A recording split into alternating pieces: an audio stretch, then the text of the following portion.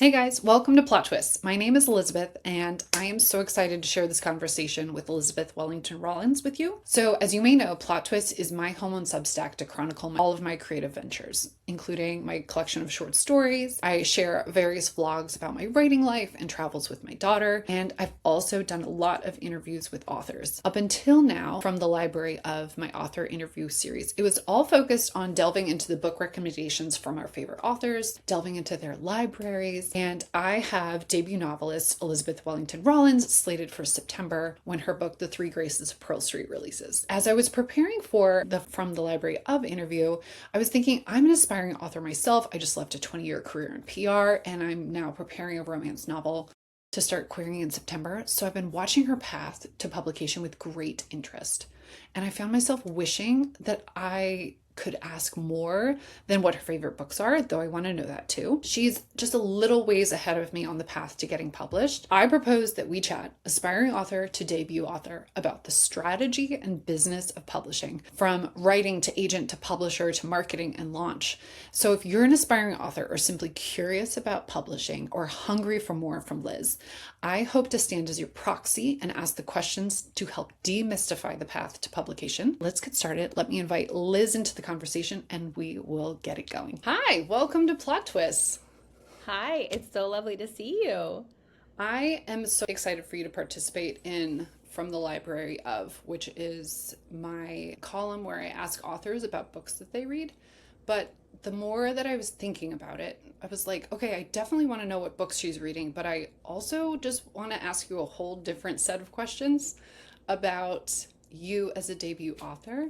And so that's what we're going to do today. We're going to talk through the writing, the agenting, the publishing, the marketing, all of it, and just talk about the journey. And so, for other aspiring authors, for other people who are curious about publishing, and people who are curious about your story, we're just going to dig into it. So, I'm um, so excited. Thank you for hey, having me. thank you for being open about this. Oh, I yeah. feel like I've done the research, so I'm not uninitiated, right? As an aspiring author, I'm at the point where I don't need to know what books I should be reading Hmm. to learn the trade. I'm reading Publishers Weekly, but there's nothing like knowing what, or like talking to someone who's done it Yeah. and hearing that story more like live with more color.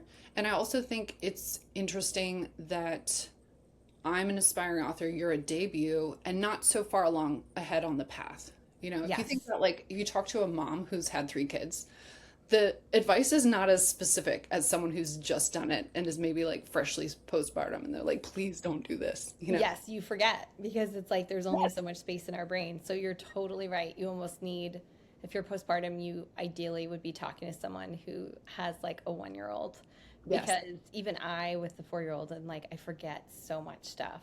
Yes. So I want to start with where we both are in the journey on a very Yeah. brief note. So I am an aspiring author. I've written three unpublished books. Everyone gets excited when they're like, "You've written three books?" I'm like, "No, no, they're on my computer." Um, and so the last of Backed which, up, I'm sure. yeah, Yeah. oh yeah, totally backed up. Just do people need to read them? Probably not. It's okay. But I've written three unpublished books, the last of which I'm preparing to query this fall. So I'm deep in the edits of it. So that's where I am on the path. So, please Yeah. explain where you are. Yeah, so I am the debut author of The Three Graces of Pearl Street, which is coming out on September 1st with Atria, which is an imprint of Simon and Schuster.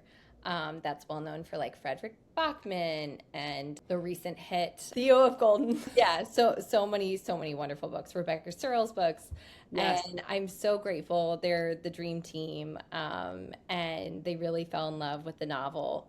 Um, and so it comes out September 1st. But I got really lucky, and Book of the Month actually picked it up as a main selection early release for August 1st. So you're catching me in this Awesome. moment where like the Yes. plane is taking off. We're like Yes. starting to get in the air. Hmm. And I'm just buckling up and kind of looking back with a lot of gratitude and humor about the road here and what I know the road will continue to be. Yeah, very Yeah. grateful. Okay, so as in talking with you, you do such a wonderful job of sharing from your heart about your book. Yeah. And so to ground our conversation, but also to get your book plug in like right at the top of this conversation, will you please tell us about the Three Graces of Pearl Street? Yes, absolutely. It's my favorite thing to talk Yes, I about. I know. miss being in the book, so anytime I get to talk about it is a joy. The Three Graces of Pearl Street is a family drama about three generations of Italian American women in New York, all named after the Roman myth of the Three Graces. And they have kind of, archetypal family distance between generations and miscommunications and kind of arguments, and calamities ensue, and they end up in the old two-family home in the Italian American neighborhood in New York that my own family's from, that my grandmother grew up in. Okay. And they have to figure out how to kind of live with each other and who they are within their family, within the world. Secrets are spilled, a lot of sauce is made, Mm, and from what I hear from people, it's really life giving and hopeful and cathartic. I love that. I have not read it yet because I pre-ordered and obviously the book's not out yet. So it's coming. You were very gracious and you were like, "Can I give you one?" I was like, "No, no, I bought it." And And that's so great because I don't know if pre-orders you are everything. remember. Yes, everybody needs to pre-order. It's very helpful and meaningful to authors. Um, I don't know if you remember how like you and I connected, but I remember seeing your announcement, your deal announcement in Publishers Weekly. Oh, And my yes. second book is about three women living in the same house, but during different time periods. So I had this moment of like, wait, what? What is this? Is like, I love this. And then when I looked you up, I was very shocked to find that you already subscribed to Plot Twists. Yeah. And so I was like, wait, we have to like meet and talk. And I think I sent you a note out of just like excitement for all of the connections and chemistry. So, Yes. And and I now heard we're of here. plot twists because Annabelle Monaghan is a mentor to me and Yes. has been for a really What long a time. dream, by the way. Like, Yeah, total dream. yeah. She is she's as wonderful as one would hope, and I actually helped her copy edit her self-published book of essays. Oh my Does this gosh. Volvo make my butt look fat? Yeah. In my 20s, and it's my actually it's part of my plot twist. It's my most gifted book because I'm a young Oh, mom, yeah. and it's really wonderful. So, little tip there to get I that love one that. too. Okay. All right. So the early reviews and like the buzz on the Graces of Pearl Street, so good. Everyone's talking about like they're swept away by the language, like you were saying, that it's really hopeful. And they're loving the world you built. But let's go big picture on Yeah. you as a writer and your career. What are your goals and your vision for your writing? Like what are you trying to accomplish? For me, for example, like I say from early on, like in the first book or two that I wrote, I was like, I just want my book on the shelf. Like it doesn't really matter if it sells or whatever. And now I'm like, no, no, I want a big career. I want strong mass sales. Like I want to go for it. Um, I would love a movie. I mean, I've potentially like gone too far the other direction, um, but that's kind of like the delight of the dream, I guess. Yeah. So where are you in your journey, or like what do you want? What would you love to see happen with Yeah, your that's writing? such a great question. No one's ever really asked me that before other than my agent. Okay, well Um, that's a good person to ask it. yeah, yeah. Um, I'll just like back up a little bit and say that I didn't get an MFA, but I did work at Mhm. independent bookstores. And so, like you, I definitely wanted my book and would love for my books to reach people, to be in hands, particularly through indies. It's just I love that. other than writing, the most joy I've ever had is by matchmaking um, books with people, Yeah, and really like reading someone's what they want, listening and trying to meet them where they're at with something that would kind of fit their mood or their archetype or what they feel they want. And so I definitely am someone who, like you, like wanted to see books in independent bookstores kind of Mhm. get it into people's hands. I think that, it is interesting because when I worked at Indies, I was in my teens. When I realized I wanted to be a novelist, I was 18. And Okay. so to the outside, it might look like my career was kind of um, winding, but every choice I made was to get me to this point. Mhm. And I definitely would love to have a career as an author. I felt so grateful I could step back from work that I've done for a long time, consulting and copywriting, um, with this deal that I got. And my hope is to have a really like seasoned career where with each new book I'm adding kind of a new layer to, and to really reach people in their homes. I particularly want to write about ordinary people. And underneath that, I think there's this feeling that I'm trying to, what do I want to hold on to in my life? And what do I kind of need to move through? And so, in addition to my like external aspirations, which is I'd love to put food on the table, I'd love Yes. to have the flexibility to sit down and eat that meal with my daughter, Yeah. and my husband. There's also kind of this internal magic that occurs when I write something that's what I need. And there's this paradox that in the specificity of that, um, is where you can almost find the most universal message. And so, particularly, this book is about three generations of women, and my hope is that it would it would touch multiple generations of women. And I was so delighted when my agent's assistant, who's since moved on to a new role, is really young. She's in her early 20s, and she said to me, like, this book is like moved me. Like, this book is just like essential to me. And it really struck a chord with me because I was like, oh my gosh, I'm 37. I'm Yeah. changing diapers. My mom loved it. I knew that like women in book clubs who were in their 50s and 60s would resonate with this. But to hear that I could kind of reach people across different worldviews and demographics, particularly age wise, was really moving to me and affirming. Well, that's got to be part of the multi-generationalness of it, right? Totally. And what are the strands? Like, what are Yeah. the strands that connect us? Um, So that's a you good know, jumping off point of, in thinking about your reader and wanting to reach them in their homes and balancing like chasing the creativity of something, but then yeah, also balancing the business of it. So, like, how much, this is always something that I'm curious about and been asking myself, like, how much strategy is going into writing um, Three Graces of Pearl Street or whatever you're working on. As I've mentioned, I've written three books now, and the first one was art, hmm, and it's a mess, right? Like it's not, it's for the reader, it's not an enjoyable journey. And so with each iteration of the books I'm writing, I feel like I've dialed up the reader experience, but also just like thinking about it more commercially. And so yeah, I still have art and I still love it, but I'm hopeful that these stories are now more strategic for attracting an agent and a publisher and getting off of my laptop, you know? yes, totally, totally. I love that.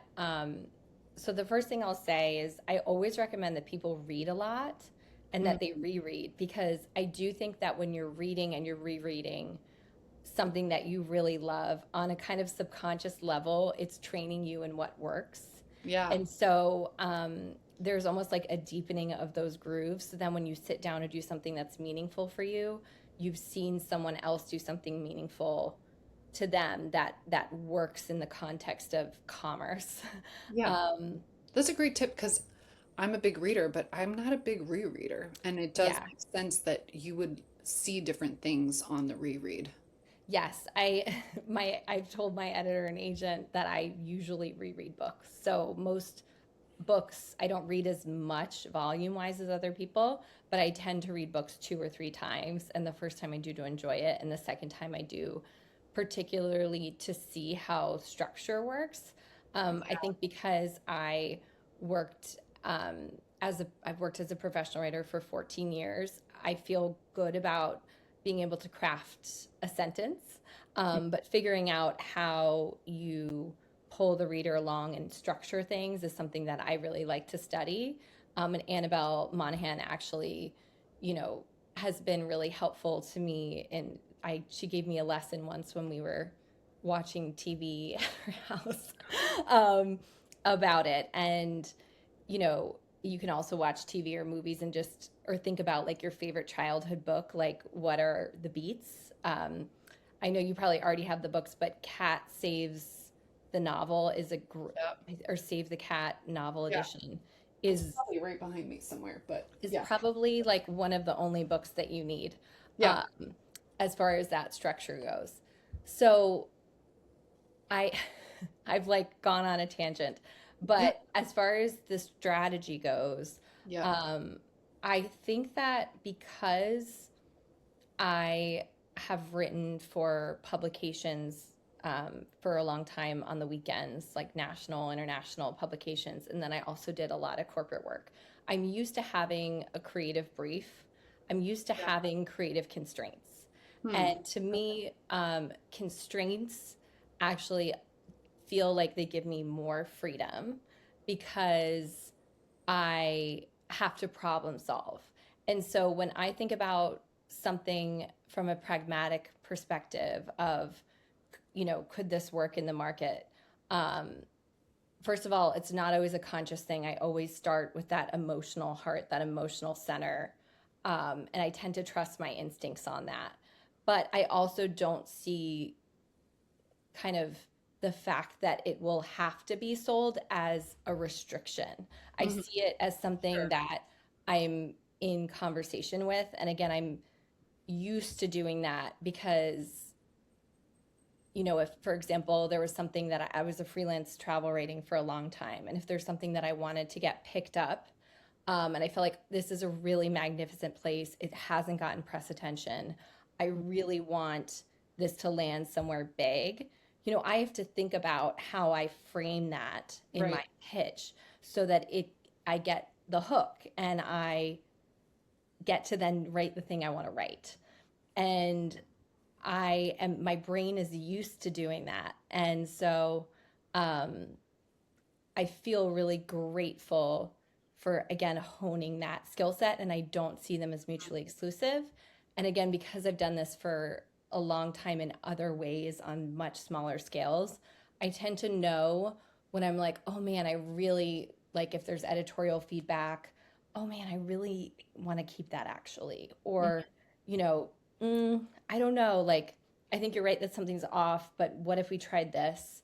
Um, but one of my suggestions too on that front, I would be remiss to have this conversation without saying that I do always worked with a developmental editor, someone that I Okay. trust. It's one voice. I don't believe in, for me personally, inundating with different Yeah. kinds of feedback that can almost cancel each other out and leave you feeling disempowered.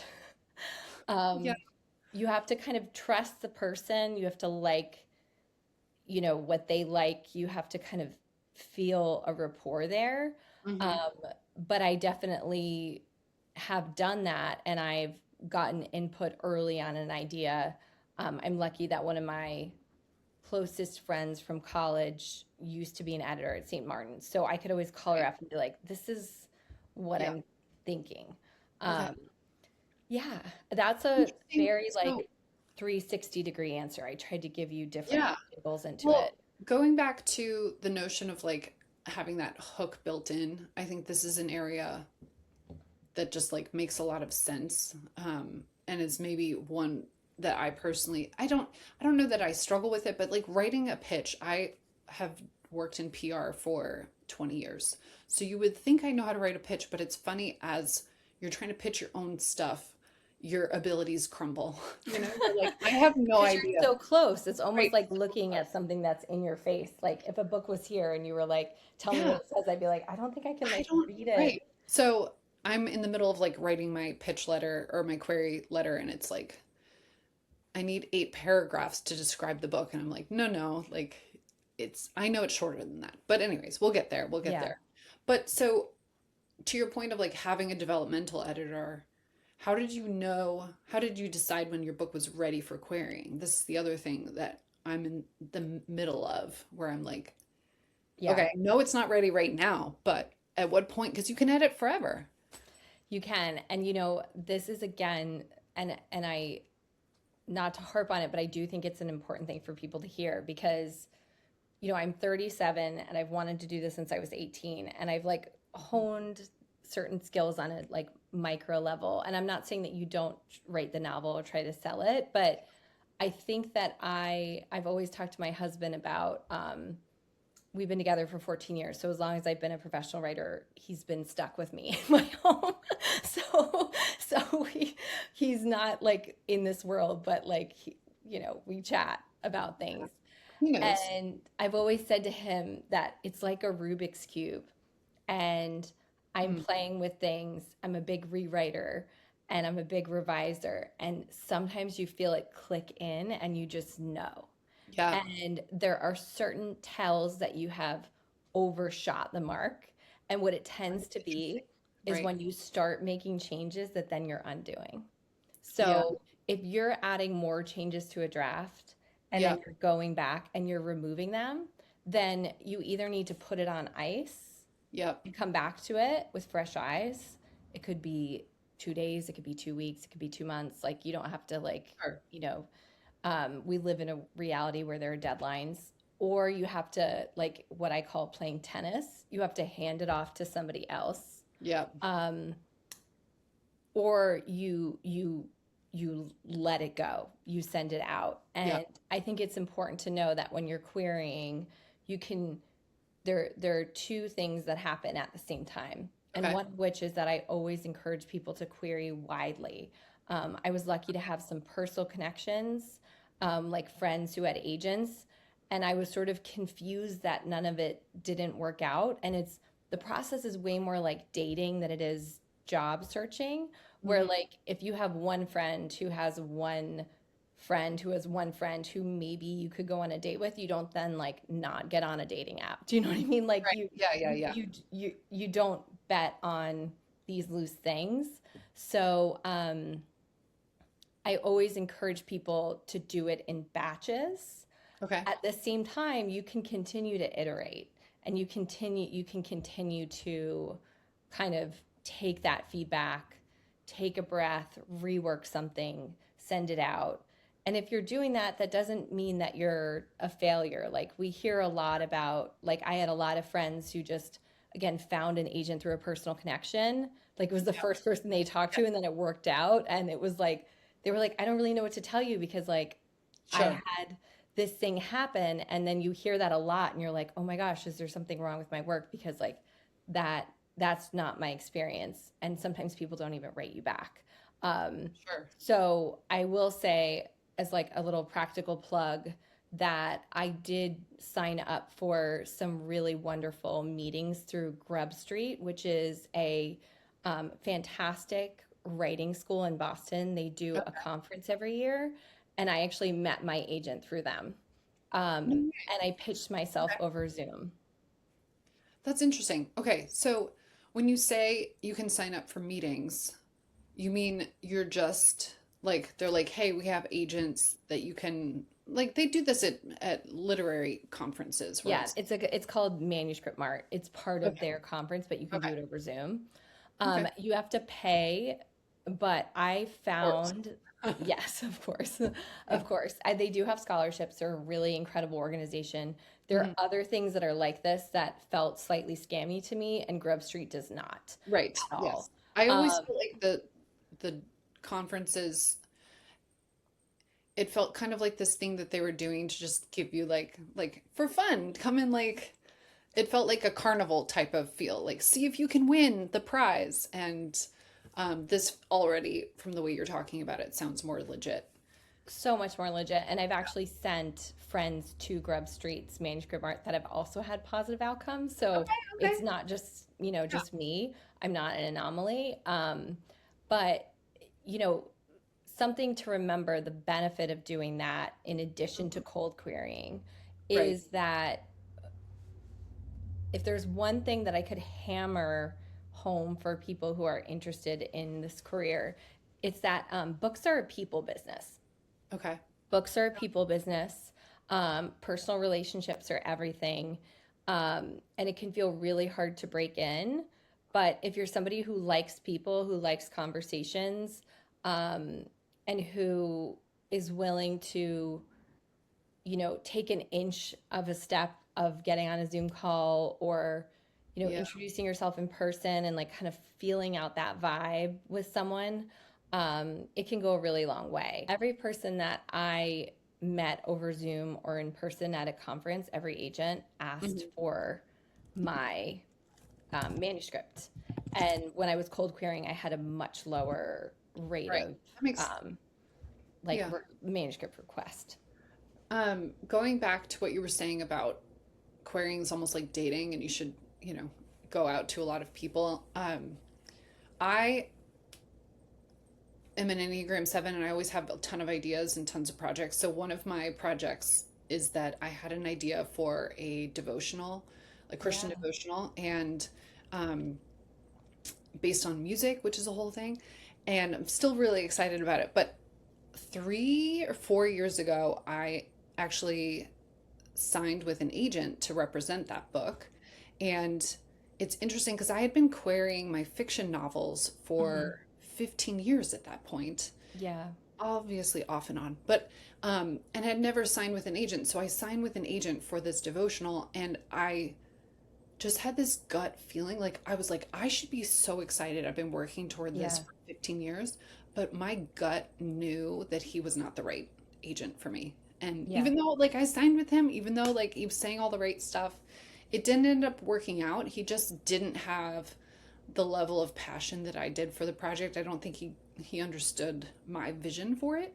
So Hmm. I think to your point of like finding someone like the business being a people business and finding someone that I don't know, You like want to what go you with the want. person who's Yeah, most excited about your work, right. just like you Yes. want, if you're looking for a partner, you want the partner that's most into you on a good day, Right. because there Yes. will be Yes. hard days, like, and you don't, if someone's like, on your best day, like, so I definitely think the more excitement and the more enthusiasm Hmm. is there. And, it's also important to kind of take into account and remember that agents truly are the busiest people I know. They work investment banking hours with no guarantees, and they're Wow. Yeah. taking you on like on spec. Like Right. they have no guarantee of payment. And so I also think that there's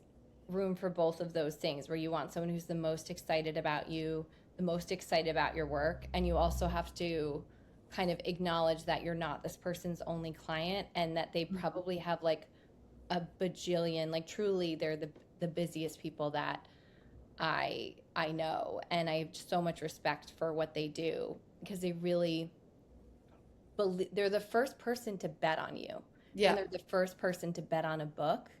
And in my case, my first manuscript that I wrote didn't sell in its first round, and we could have gone back and revised it, and we had a lot of like warm rejections, like I really like this, it Hmm. didn't seem like a fit in the market in that moment.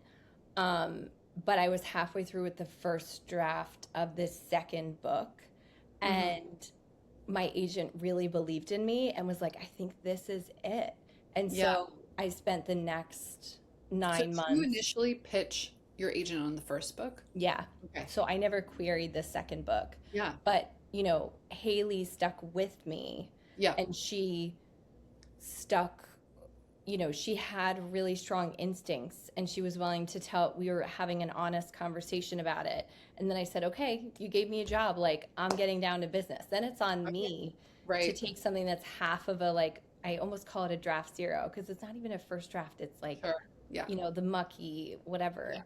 And it's up to me, like, it's on me to get that to where it needs to be and then circle back with her. So, um, the system definitely rewards, um, I'm trying to think of what the word is, like initiative, Yes. because Okay. she could have said that and then, someone else might have not gotten it done or just been like, Right. I need more time. I have shared, I took a month off. I think that, that I read the entire ACOTAR series.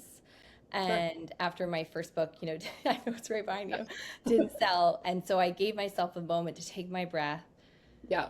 to refill my tank, and then I hit the ground running. And I didn't stop until it was out the door to on submission. So when you circled back to her, Yeah. what, so obviously, like, she's like, hey, let's go with the second book. Hmm. You go, you hit the ground running, work on it so hard, you come back to her. How much feedback is your agent giving you? How long was that? Like, what was that timeline? Obviously, this is different for everyone, but like, what was that timeline before going on submission? Yeah, so my agent, different agents have different strengths and different kind of muscles that they use and different levels of line edits that they do. Sure. Haley is incredibly good at instincts and um, is really good at turning things around quickly. And so I gave it to her in August, and I think I had those edits. I remember my birthday is September 1st when this novel comes out, and I think Yeah. I remember like pushing through to get, I think it was like the second to last week of August, get it out to her. And by that time it was like a fourth draft for me. Okay. Yeah. Maybe fifth. And I sent it to her, and I sent it to my old college roommate who works at St. Martin's, who was Mhm. technically on maternity leave with her daughter, but was willing to read it Yeah. and just You're like, have a just read phone this, call, please. Yeah. Yeah. and a developmental editor. And he sent it out to all three. And then I think I had those edits back by October 1st. And it was a 400-page book. So, it takes a Yeah. little longer. And Sure. then I hustled October through end of the year to make those changes. There are 3 points of view. There's complexity Yeah. there. We also added a lot onto the end and trimmed things out in the middle. Okay. So, and then I actually asked my developmental editor, Katie Loftus, who's in the UK and is incredible. She's a former Publisher of the Year, who now works independently. I said to her, look, my first book didn't sell. Can you pretty please? I know you don't do line edits, but could we polish this together? Oh, Would you yeah. pretty please? So that I know when this goes out, like we've done everything that we Yeah. can. Like this, Mhm. particularly that first 50 pages is like, immaculate. It's like the equivalent of like, you could eat off of a clean floor. Yeah. Like it was Right. Right. just polished. And she did. She did it for me because she loved the book. And then we got it out. I got it back to Haley. Her assistant did a copy edit in January. Okay. And then I think it went out the first week of February. But we added in, I think, one last twist in that last read with Katie at the beginning of January. I think I had like 10 days. Okay. And then it went out in February, and then a few This weeks is later, 2025. this is 2025, yeah. Yep. Okay. And So then, February 2025. yeah, February 2025. And then my agent brings it out in February, and I think I got the phone call in March. Okay. Um, and my editor was calling with what's to have an editorial meeting Hmm. where they basically pitch you on their imprint, on the editor, on their vision. They kind of get a feel for who you are. And that meeting happens before any numbers are discussed. Sure. Um, yeah. And then they offered what's called a preempt. So Okay. it's sort of a higher number to take it off the market before anyone else can bid on it. Yeah. And, you know, then an agent can negotiate that up too. Sure. Of course. So, I mean, I know what a preempt is, but like, how do you receive the news of a preempt? Like, what is going through your mind? Like, you had been on submission for a few weeks, I think. Yes, a few Um, weeks at least. and so this comes out And and that's very normal. 3 to 4 yeah. weeks to be on Sure. submission is like about what you can expect when you start hearing things. Hmm. Unless it's probably going to like escalate to a 7-figure deal and it's like that, Yeah. which You know. good for you. Yeah. Right. Um, so We had the editorial meeting. I was actually on vacation with my little family, I just the feel three like of us. this is what I hear from authors all the time is they're like, I was in Greece and like, Yeah, dealing with this. So, we were yeah. in Bermuda and it was very sweet. I had like it's a very meaningful place for me.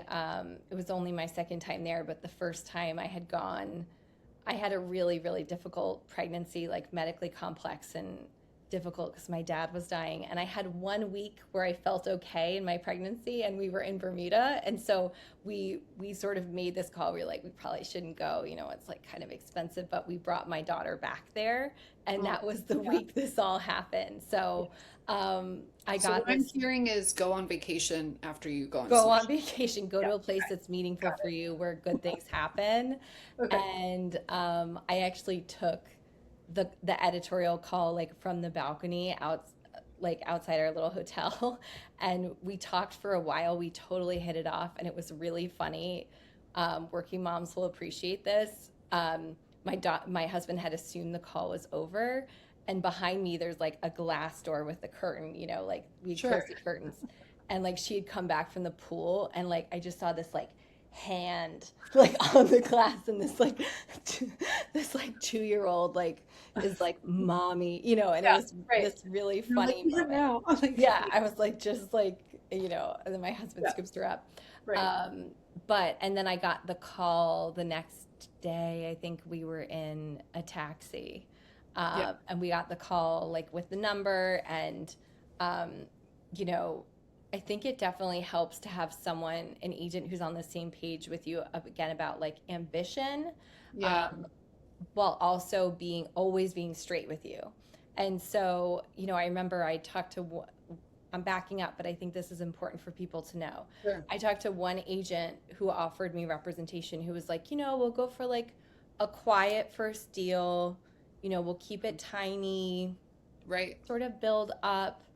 And I was just like, this industry and this world has a way of tamping down your kind of vision, like you always having to readjust with reality. So Yeah. I don't really want to start small because Right. I feel like I will already, it's almost like when you're negotiating, you start with a high number and you work your way down. Yeah. So I really love my agent because she is, again, very realistic with me and very honest with me and knows that I can take it and I metabolize it well, also in a very gracious, kind Yeah. way.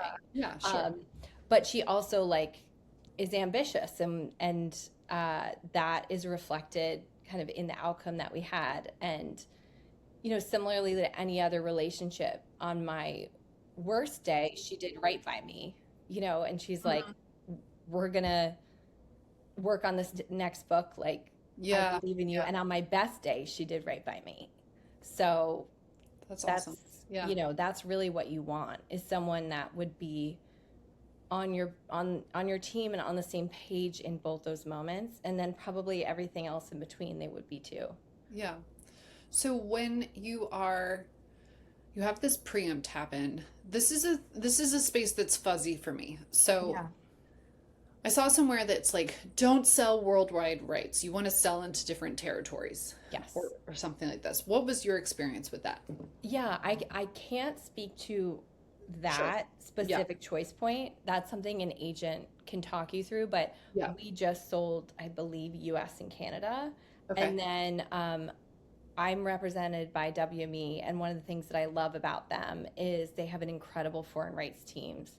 Right. One of the many things I love about them. Yeah. And they work really closely with my agent Haley. They're like in the same physical space, and they've just done a tremendous job bringing it out. So we've gotten I believe it's 6 translations rights deals, and they Okay. vary significantly in um, like the advance that you get.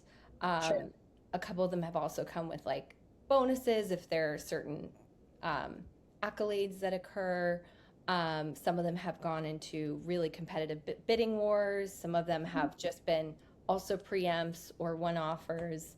But that's been incredibly meaningful to me because, again, about the specificity, like I wrote this novel about this small neighborhood in Mamaroneck, New York, where my grandmother's from. Like the Sure. vast majority of it takes place in this really contained space that means a lot to me and my family. My great uncle ran an Italian market there. My grandfather ran a business down the road. My dad's first home, even because my parents were high school sweethearts, was also down the road. Yeah. And to hear that there's like an editor in Germany who's like so moved by this book that she's crying on a train reading it, Oh, oh, um, yeah. is really meaningful and has almost been like these little glimmers, like when you get that email, Mhm. um, it's just like such a treat. It's just icing on the Yeah. cake. And I definitely want to do everything I can to support those publishers and like the Sure. different kind of iterations. So sometimes they change the name, Sure. sometimes they have a different cover, and like that's really fun Market. too. Yeah. Yeah. So, like, what am I trying to ask here? You have the initial preempt with Simon and Schuster and Atria, and then these foreign rights come through. So are these like trickling through? Do they tend to happen more towards like after the first one comes through, or and how significant are they compared to the first from Yeah. a meaningful standpoint? Like, is it as Yes. much work, or is it easier because it's you've already greenlit the book overall?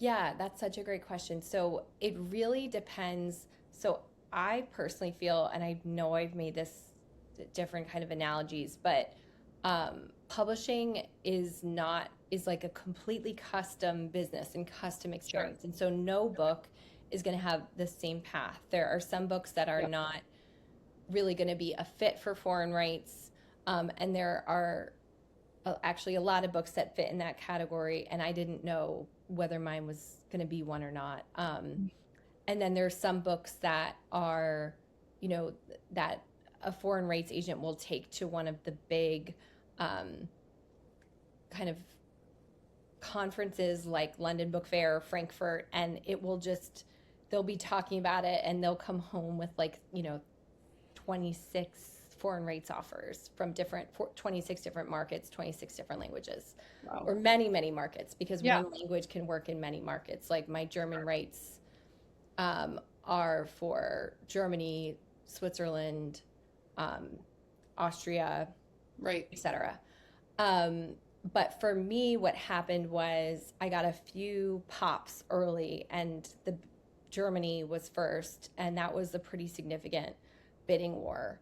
Um, and since then, they've really it's been a surprise every time it happens, and it can continue to happen for at least a year after publication. Hmm. Um, and so, you know, it's really kind of they do tend to accrue, I think, if there's some wins that happen. Hmm. So like because it gives the foreign rights agent something to follow up and say, like, oh, Liz's book Sure. was picked for book of the month, and then Yeah. it sort of revives the conversation. Have you But had it is any? a really surprise which countries it lands in and hits in. Yeah. That's usually a surprise because there's some places where you think it would land and it doesn't. And then there are other It just places where you're sounds like, super fun. yeah, Like, like Serbia, like Serbian right. lights. Like, that's great. I'm so excited. That's awesome. Yeah. All right. So now you are approaching publication. When Yes. this comes out, Deep will breath. only be a couple days away. But you have been working, I don't know. I don't actually know, but I feel like it's almost a year probably on preparing to for this launch. Yeah. And as authors, we're told that we really have to support marketing. Yes. And I know that you have been hustling on this front and just like having, but in the most grounded way, right? Where you're just Mm. like, I'm talking to people and sharing this book that I love. So, what has your experience been like on the marketing front? For example, I know that you mentioned you had a hand in shaping your book tour. Um, Yeah. and I don't Yeah. think that that's something that people would anticipate, Yes. that level of involvement. Totally. So the way that I think about I'll talk about the specifics, but just for sort of big picture, the way that I've thought about marketing and publicity in publishing is that if you're lucky enough to have a really good team like mine does, Hmm. they're really focused on big picture things, Yeah. on, national reach, national coverage. They're pitching book clubs. They are really thinking big. Yeah. Uh, Again, this really depends on what kind of deal you got, what kind of publisher you're with, Hmm. and kind of They're doing the where. things you can't do. Yeah, they're doing the things that you can't do. Like you're not Absolutely. getting into Book of the Month Club. Yes, there's certain people that they have to put you, Hmm. there's certain outlets that they have to put you up for. But that leaves a lot of space for people to run like a strong ground game. Yeah. And to really kind of be grassroots is one way of thinking about it, in the way that they're trying to build out a launch. And social media is probably the biggest lever for that. And then Hmm. the and maybe a similarly big or secondary big lever is kind of relationships with independent bookstores, librarians, people who are decision makers about books. So books are sort of interesting if I'm going to put on like my consulting marketing hat because they're a B2B business and they're a B2C business.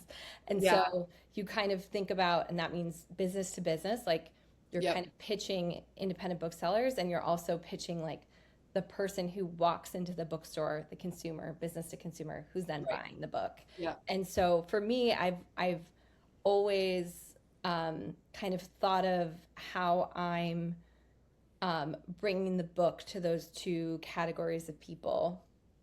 And um, I love independent bookstores. Like I said, I've worked at them. And so I'm lucky enough to kind of have a sense of how they work and to have a really strong relationships with my local booksellers. So, for example, when my team would show me a cover, like I'm running over to my independent bookstore to talk with the owner about what we think of it, because they Cool. are the Great experts in thought.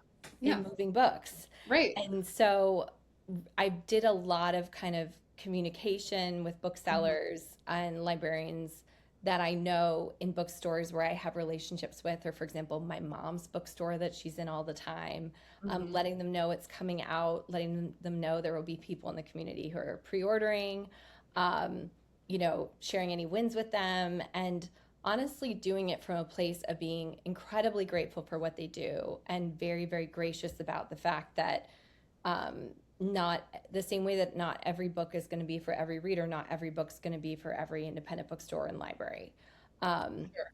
and so I did have aspirations for a tour in part because the book itself is all about community and it's all about gathering and it's about Hmm. food and So natural to make it come yes, alive. Like you want to, yes. in reading the book, I'm sure you want to be part of that community. So the book tour could be a taste of that. Exactly. And so I'm lucky enough that my publisher was supportive of me kind of leveraging some of those connections that I have and like building something out. I did hear, and it's such a fabulous rule of thumb that if Mhm. you are a first time author and you're not an immediate household name with like, Sure. Which you shouldn't because be as a, yeah, because of the level of publicity you're having. Like, let's yeah. say you have more of a quiet presence in the world, like me, um, to not throw a book event in a place where you couldn't have a birthday party. So Hmm. for me, I thought of where are my friends and family?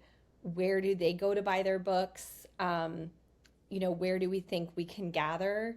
And I feel Yeah. really lucky that I ended up also having some independent bookstores doing outreach to me and a wonderful organization in New York called Lit Club New York City is hosting our launch party, and I'm working with them on that. So, yeah, When's that? that's September 1st. Okay, makes sense. Which is your Yeah, birthday? which is my birthday So you're and the just day the gonna have book like comes a out. huge party, basically. We're having a huge party at an East Village bar called Victoria, and we're kind of calling it a Nona party unofficially. It's just going to be like Yes. slices and cannoli and book talk, and I'm going to bring a little bit of swag. And again, it's just about like creating energy Yeah. and positivity. And I'm genuinely so excited that I really hope that comes through on social, and also Yeah. just again, sort of when I'm talking to these stakeholders who've done an incredible job kind of as partners for me. So already though, well, okay, before I skip ahead to my next question. So your book tour, I will link it in the post. So Yes, for people who are listening and want to come out, you can please see all of come. the dates. Go to a Nona party in a bookstore near you. Um, and then you've already had the book come out with Book of the Month. And like, how Mhm. did that come about? You kind of already alluded to it, where it's like the team. Is it the team at WME or is it Atria that does that? It's Atria, and I am so lucky. I the same way that with an agent, you want to go with the team that's most excited about you. Atria has been so excited about this book, and there's been so much energy behind it. And my publicist and marketer have been incredible, and really, pushing this book into the right hands. Hmm. Um, Sometimes something that I didn't know going into this is, you have wins and then you have losses. You have things that happen and then don't happen. And we're so lucky Book of the Month happened. They also loved the book and did a huge kind of it was a huge gift for them to not only choose it as an early release, but then to have me in the office to record a podcast and throw a party about the book. Yeah, Um, so that came out about because of my team, you that's know, awesome. Yeah. really, truly because of them. And um, I've been so, I'm so grateful for Book of the Month because they are in their centennial year, Mm. and they are a real through line Yeah.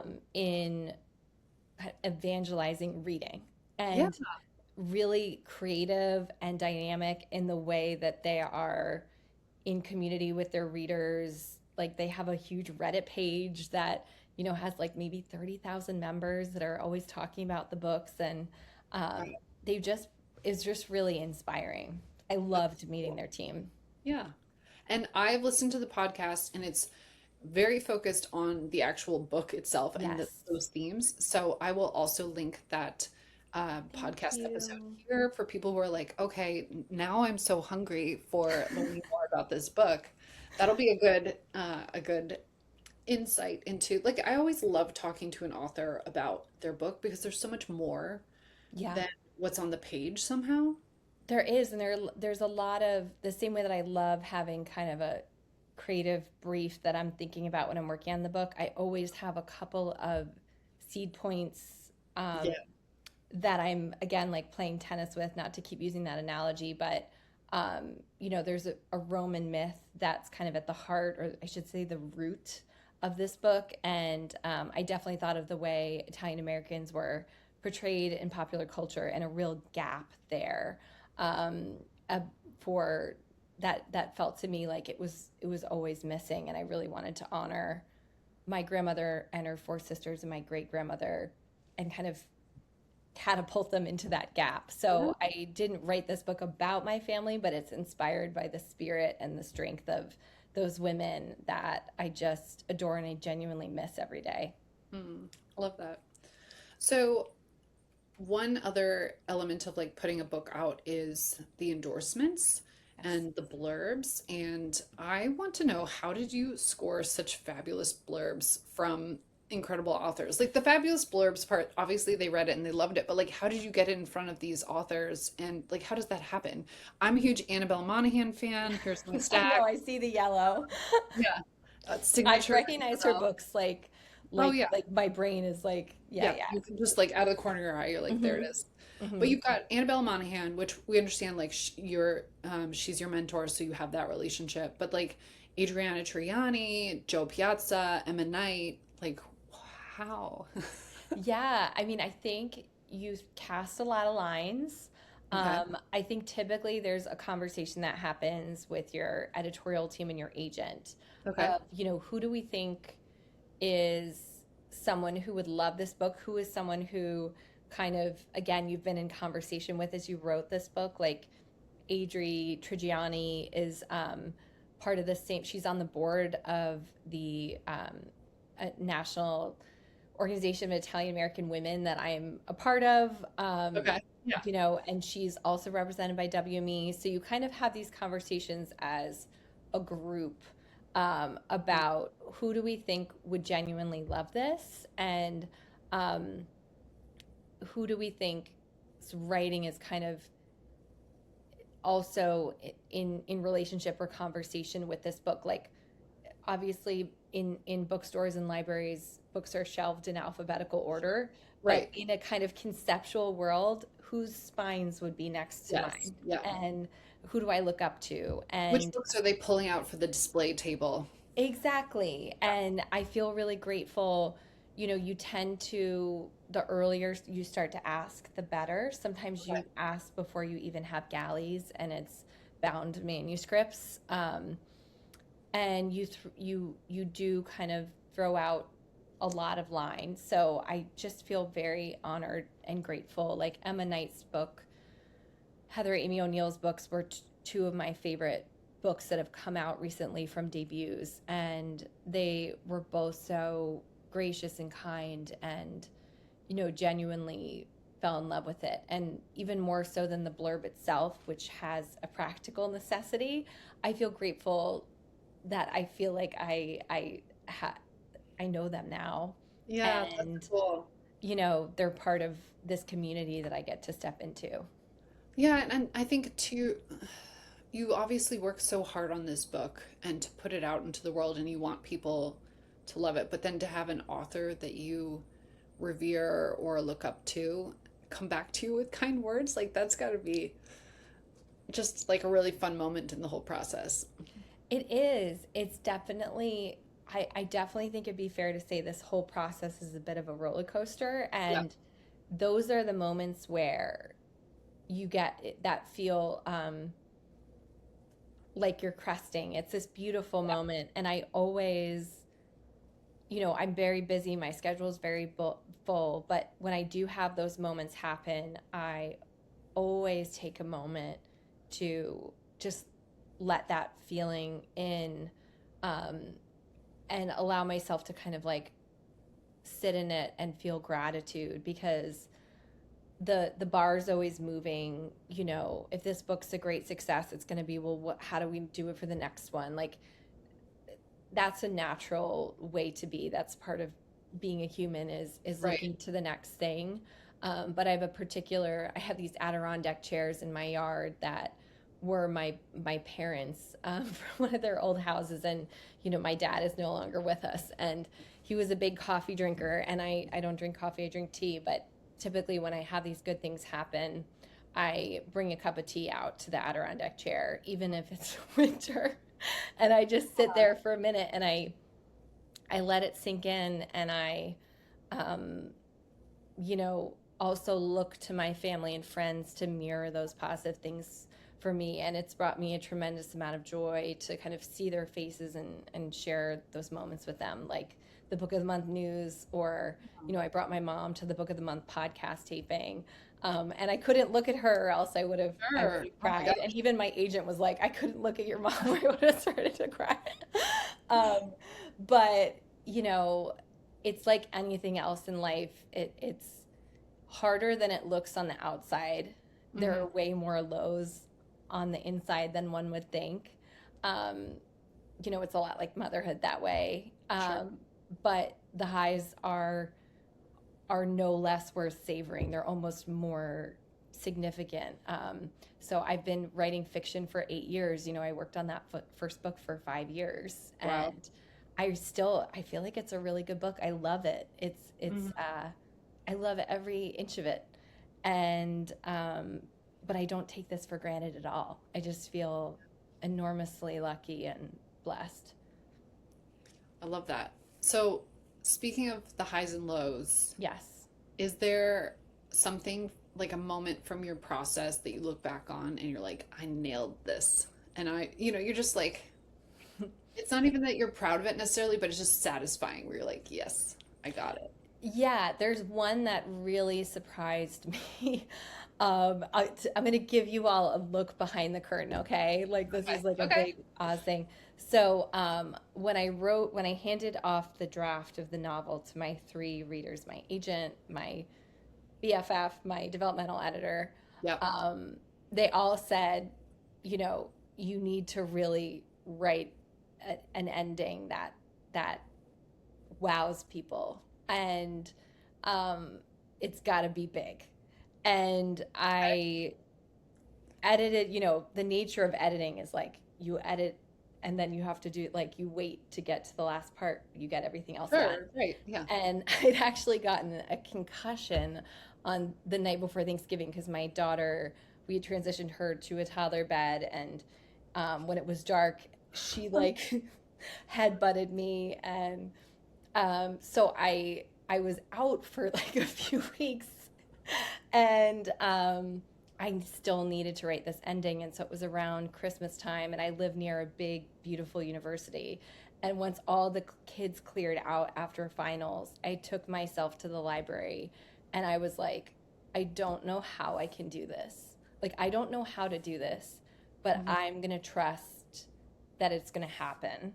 Okay. And every day, including weekends, like through the holidays, it was like 3 weeks, I just wrote and wrote and wrote. And it's really meaningful to hear the way the ending kind of is landing with people, because it was like a personal feat of strength to get Yeah. that to what it wanted to be. And I cared so much about getting it right Hmm. that, you know, it was a really, I think of that, and it's such like a, of course life is always that way. We're always on our heels, and we're always, but it definitely felt like, you're at the end of a game and you're set, if you're a football person, it's like you're 7 points down and you're throwing a Hail Mary pass, and it's like, You're also tired at this point, right?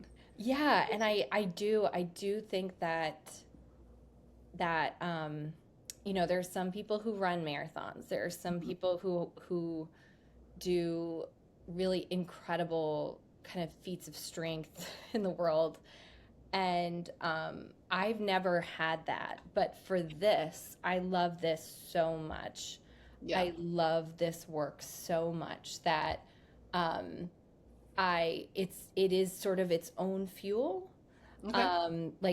I'm incredibly intrinsically motivated, and I don't take for granted for a second that I get to do it, and it is really hard. It's hard work, but I also like, think of, like, I've talked about my great grandmother. She worked in a laundry, like boiling clothes. Like my great grandfather laid stone and was a landscaper for a living. So as when it's 2 a.m. and I'm on a deadline, I'm sure you feel the same way, and you're kind of trying to find your strength. Um, I remember that I'm like in my pajamas on the couch with my Right. dogs next Right. to me, Yeah. so With it's a snacks, privilege. like, Yeah. And there's nowhere else I'd rather be, because if there yeah. was, I wouldn't be doing it. Yeah. So, That's amazing. All right. We have time for one more. okay. So I don't know if you're sharing this yet, but I have to ask, are you working on another book? I know you had your first book, but is there a follow-up in mind? And if so, how is the process of Three Graces informing that? Yeah, I think, okay, so I do have something rattling around in my mind, and I've definitely played with some things on the page. It almost reminds me of how like a pearl is formed, where even with this book, there was a while where it was kind of in on the back burner, kind of shaping itself, and I'm on a walk and it comes up and I'm living my life and I'm like, oh, and I have learned enough to know to kind of let that exist. And so I'm definitely at the point where I have something percolating, and I'm also feeling that the more that I focus on marketing and publicity for this Hmm. book, which truly is, my whole world right now, I just want to do this book justice, like Yeah. bringing it um, into life. Yeah. Um, the Like fully more, land this thing that, yeah, yeah. yeah. the more I'm looking forward to that feeling of being back on the page. I really, again, love the work. I cherish it. And I'm really looking forward to that. And I think as far as the way this book informs the next one, something that I learned from this book is that I'm quite earnest, you know? Yeah. Like, I wrote a book about a 96-year-old. I'm not zeitgeisty. I want to rate things that feel warm and make you feel held and kind of grapple with complexity and are layered. Um, and so this book's kind of what success it's had so far, knock on wood, has almost been like a permission slip to embrace that. It's about, Yeah. sometimes my agent says that she meets someone and she reads their work and she knows they're a terrific writer that's on their way to their subject matter. And I Mm. feel like Wow. I I have found my way to my subject matter, and my hope is that I will continue to, Hmm. and that I'll feel more at ease in trusting what I want to live in, because when you are writing something that's 400 pages and you're working on it, both the actual writing, but then again, this all consuming marketing and publicity, bringing it to the world, you want to like it. Yeah. It would Well, be like having a roommate that you're like, I can't do this anymore. It's, just the way that you're talking about this, it's evident that you more than like this. Like to your oh, point, yeah. like you cherish this. Um, I don't know. As we're sitting here, obviously the point of this conversation is not so much to talk about the book itself, but I'm just like now dying to read it. Um, so Thank just you. physically your passion for it, Yeah. like that to me is so exciting that you were able to channel that. Yeah. And I'm so grateful that I had so much practice writing about things I did not care about. I Sure. wrote about tax law in the UAE and the, specificity of cybersecurity in biotech. And, I really kind of, and I still loved it because I was writing. So I was always Sure. like, my first ever paid gig was writing an article about vacuum cleaning for a vacuum cleaning company. And I was like, this is going to Sweet. be the best Yeah. article on the internet. It was like, they paid me $25. Yeah. Um, so I've always loved the craft itself, but there is something that's like jet fuel of getting to apply that to something that's so deep and kind of sacred for you that Yeah, I get it's to been, indulge in that. yeah, and it has. Like my husband on like a, you know, would hear me laughing and he'd be like, Oh yeah. why are you laughing? And I'm like, well, I just like, and I don't think of myself as a funny person. You know, I'm not particularly like quippy. Um, Hmm. but I was making myself laugh, you Yeah. know? I love that. I Yeah. would I if I write a good scene, I like run down to my nanny and I'm like, oh my gosh, I have to tell you about this. Yeah. And it's like no context, It's like really fun. It was like yeah. writing Netflix in my head, like Yep. watching Netflix in my head. Mhm. And I'm a very visual writer, so I really kind of see everything. And um, yeah, I do love it so much. And I definitely, again, as far as like indulgence goes, I made both the settings. I had to adapt them slightly Mhm. for the plot, but I made them essentially replicas of both my grandmother's houses because when my daughter was born with a medical challenge that thank God is now resolved, and my Mhm. dad was dying, and I had my own health stuff, I just wanted to go back to my grandmother's houses and let them feed me. And like, I just wanted to sit on their couch. And so, um, you know, I know that, and again, this is absolutely not about my family at all, but I did embrace the specificity in the way that I got really used to when I was travel and food writing, right? That was another skill set that I honed. I'm writing about other people's places and I'm writing about other people's food. And now I get to Yeah. do And that. it's also that feeling that you get, Yeah. like that satisfaction or that feeling that you wanted when you were in this low spot to go back and just be enveloped in it. Like that's what you were chasing. That's so cool. Yeah, it felt, and not to be too on the nose, but it did feel like there was a lot of grace in it, and that's a huge part of the title. It's part of the book. Yeah.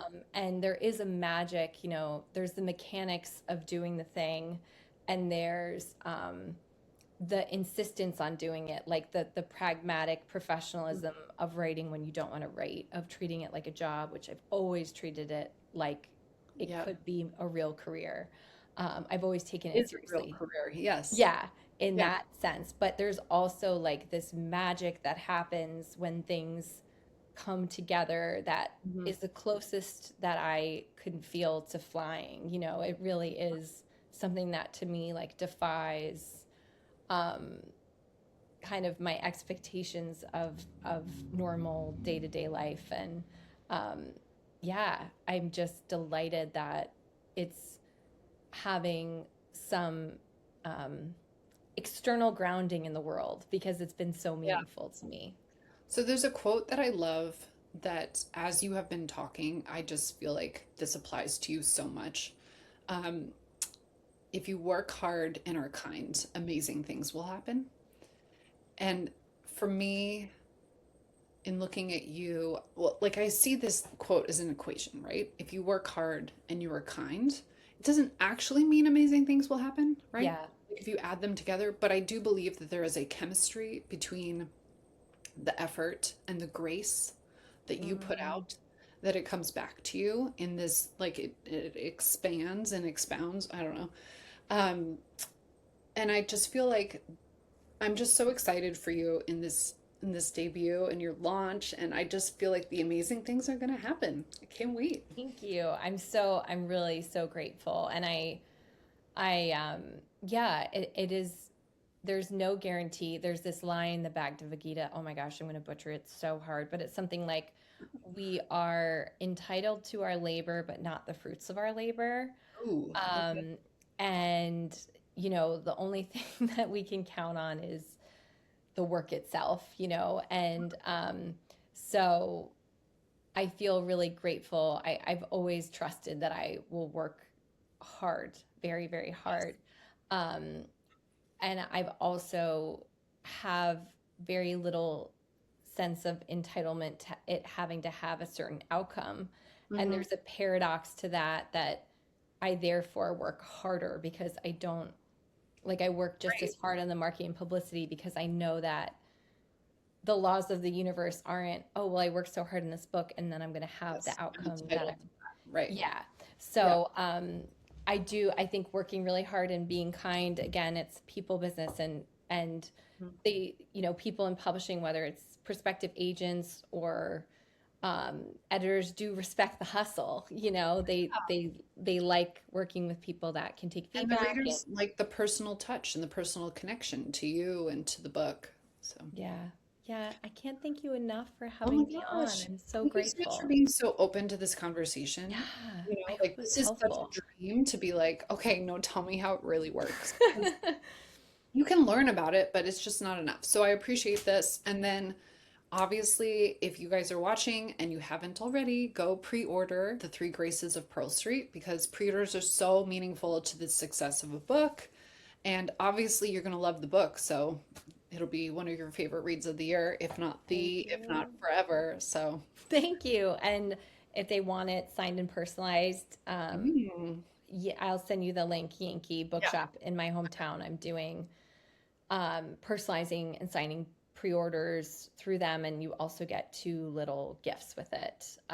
Book, They're right? not in reach. They're like behind me, Okay. different places, Yeah. but one is a mini cookbook with 6 family recipes that some of which made it into the novel, and a sauce stains remover pen. So Oh, the idea being like, crucial. Yes. you can make my great grandmother's sauce while you read the book and then remove the stain that I always stain, that like I Yeah. always spill Yeah. stuff. So Yeah. yeah, yeah. All right. Thank you so much. Well, congratulations. All right. I can't Well, wait to celebrate you. I'm like, so let- we'll revisit the conversation again. yes, we should. Hopefully Okay. you can have me on and I can do this Yeah, for yeah. you. I would love it. All right. Thank All you. right. Take care. Bye. Bye. Bye, Lisa.